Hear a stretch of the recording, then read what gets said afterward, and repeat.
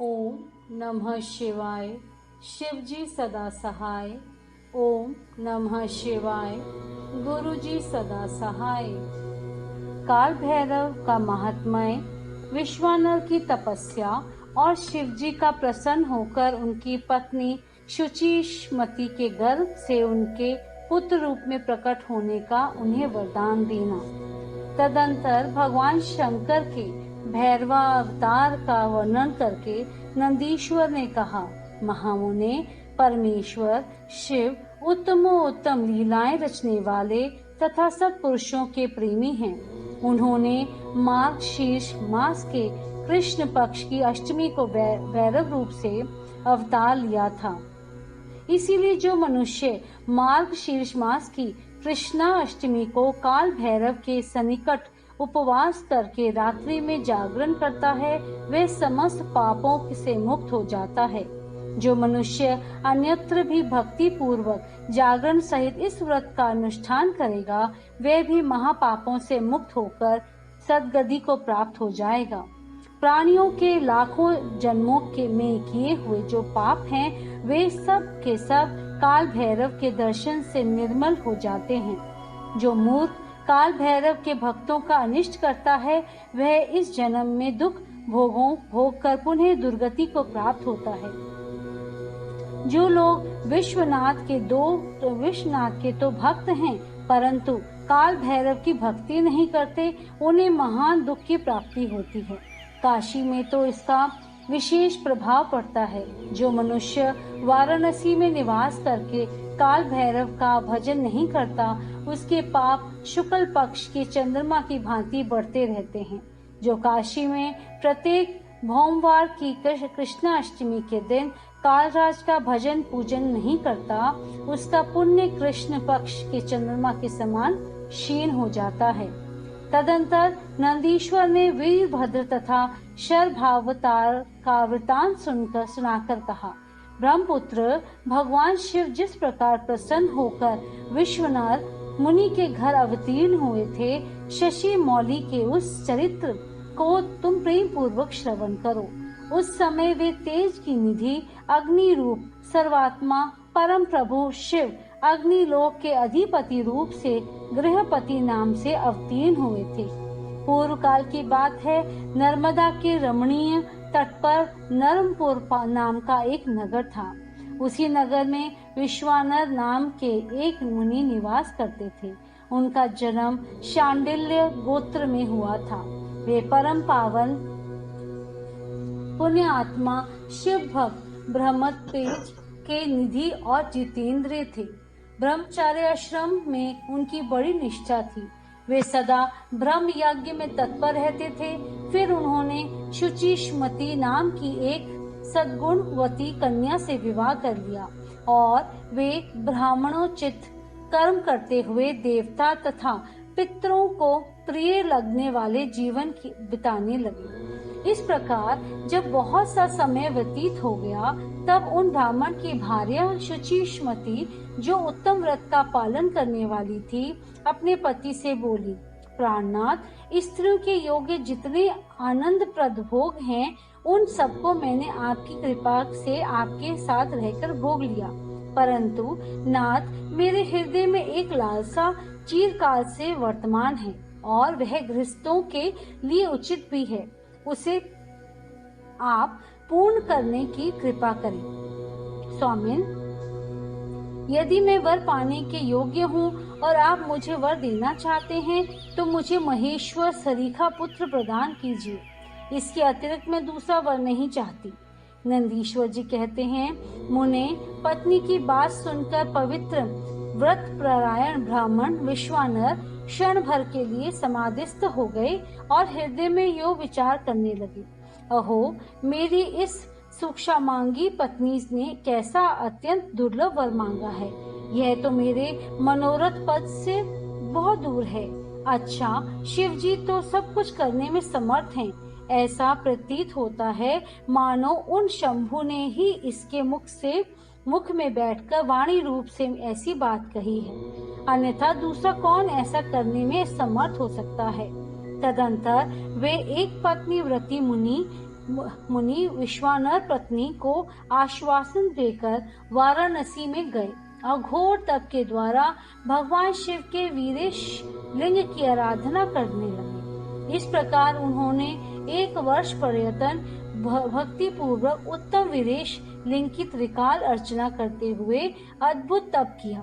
13वां मास आने पर एक दिन वे द्विजवर प्रातः काल त्रिपथगामिनी गंगा के जल में स्नान करके जो ही वीरेश के निकट पहुँचे, त्यों ही उन तपोधन को उस लिंग के मध्य एक 8 वर्षीय विभूति भूषित बालक दिखाई दिया। उस नग्न शिशु के नेत्र कानों तक फैले हुए थे, होठों पर गहरी लालिमा छाई हुई थी, मस्तक पर पीले रंग की सुंदर जटा सुशोभित थी और मुख पर हंसी खेल रही थी। वह शेषवोचित अलंकार और चिताभस्म धारण किए हुए था तथा अपनी लीला से हंसते हुआ श्रुति सुतों का पाठ कर रहा था। उस बालक को देखकर विश्वानर मुनि कृतार्थ हो गए और आनंद के कारण उनका शरीर रोमांचित हो उठा तथा बारंबार नमस्कार है यो उनका हृदय आगर फूट पड़ा।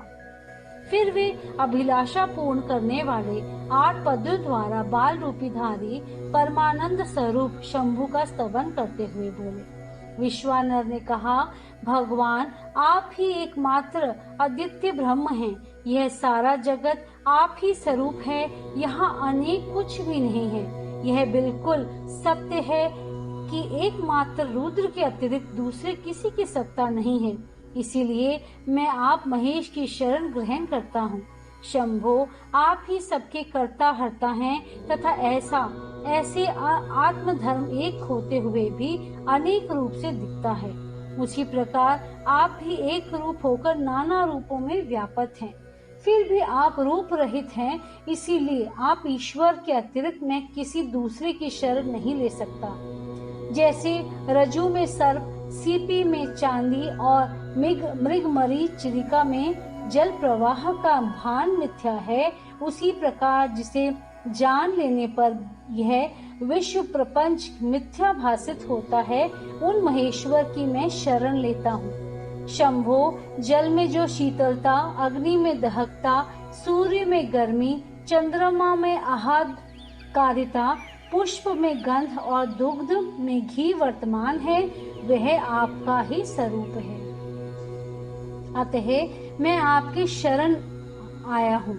आप कान रहित होकर शब्द सुनते हैं, नासिका वहीन होकर सूंघते हैं, पैर न होने पर भी दूर तक चले जाते हैं, नेत्रहीन होकर सब कुछ देखते हैं और जिह्वा रहित होकर भी समस्त रसों के ज्ञाता हैं। भला आपको सम्यक रूप से कौन जान सकता है?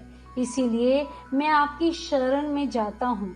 ईश आपके रहस्य को ना तो साक्षात वेद ही जानता है, ना विष्णु, ना अखिल विश्व के विधाता ब्रह्मा, ना योगींद्र और ना इंद्र आदि प्रधान देवताओं को ही इसका पता है, परंतु आपका भक्त उसे जान लेता है। अतः मैं आपकी शरण ग्रहण करता हूँ। ईश ना तो आपका कोई गोत्र है, ना जन्म है, ना नाम है, ना रूप है, ना शील है, ना देश है। ऐसा होने पर भी आप त्रिलोकी के अधीश्वर तथा संपूर्ण कामनाओं को पूर्ण करने वाले हैं। इसलिए मैं आपका भजन करता हूँ। समरारे आप सर्व स्वरूप हैं। यह सारा विश्व प्रपंच आपसे ही प्रकट हुआ है। आप गौरी के प्राणनाथ, दिगंबर और परम शांत हैं। बाल, युवा और वृद्ध रूप में आप ही वर्तमान हैं। ऐसी कौन सी वस्तु है जिसमें आप व्यापक न हो? अतः मैं आपके चरणों में नतमस्तक हूँ। नंदीश्वर जी कहते हैं, मुने यूं स्तुति करके विप्रवर विश्वानर हाथ जोड़कर भूमि पर गिरना ही चाहते थे, तब तक संपूर्ण वृद्धों के भी वृद्ध बाल रूपधारी शिव परम हर्षित होकर उन भूदेव से बोले। बाल रूपी शिव ने कहा, मुनि श्रेष्ठ विश्वानर, तुमने आज मुझे संतुष्ट कर दिया है। भूदेव, मेरा मन परम प्रसन्न हो गया है, अतः अब तुम उत्तम वर मांग लो। यह सुनकर मुनि श्रेष्ठ विश्वानर कृत्य कृत्य हो गए और उनका मन हर्षमग्न हो गया। तब वे उठकर बाल रूपधारी शंकर जी से बोले। विश्वानर ने कहा, प्रभावशाली महेश्वर, आप तो सर्वांतर्यामी, ऐश्वर्य संपन्न, शर्व तथा भक्तों को सब कुछ दे डालने वाले हैं। भला आप सर्वज्ञ से कौन सी बात छिपी है? फिर भी आप मुझे दीनता प्रकट करने वाली के प्रति आकृष्ट होने के लिए क्यों कह रहे हैं?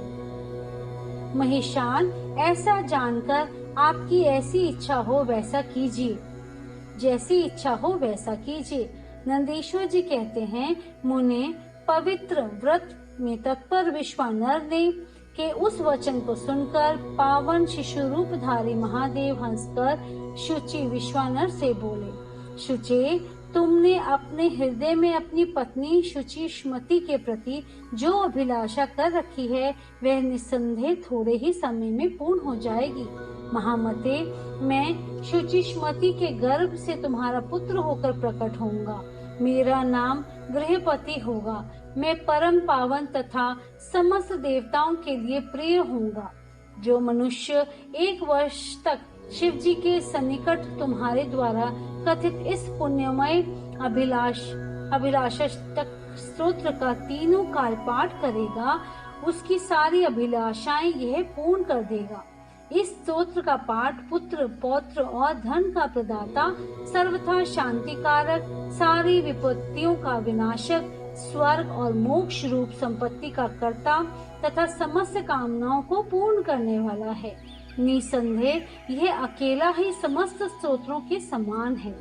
नंदीश्वर जी कहते हैं, मुने, इतना कहकर बाल रूपधारी शंभु, जो सत्पुरुषों की गति हैं, अंतर्ध्यान हो गए।